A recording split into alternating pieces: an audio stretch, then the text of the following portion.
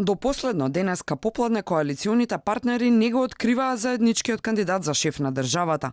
Различни струи со различни пробни балони. Премиерот рече попладне во настредба ќе дебатираат со коалиционите партнери, а неверојатно до вечерва ќе пресечат кој од имињата што изминатиот период се вртеа ќе биде нивниот избраник. Денеска интензивно се шпекулира за Стево Пендаровски.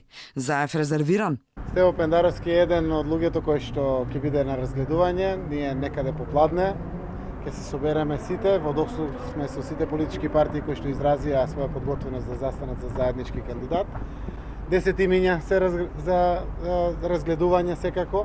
Имаме и своји фаворити, заради тоа што граѓаните ни испратија јасна порака што тоа посакува да видат во идниот претседател на нашата земја, така да ќе ги земеме сите аналитички аспекти во смисла да идниот претседател на Република Северна Македонија биде претседател на сите граѓани, сите го чувствуваат за свој, а истовремено веруваме дека ќе биде и доволно мотивирачки фактор за да добиеме голема излезеност на самите избори.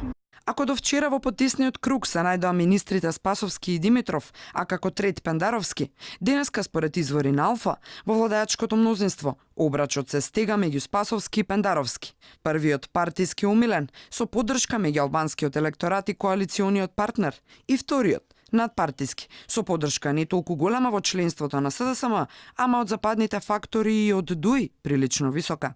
Димитров, според истите извори, засега не е најприфатливата варијанта за Ахмети.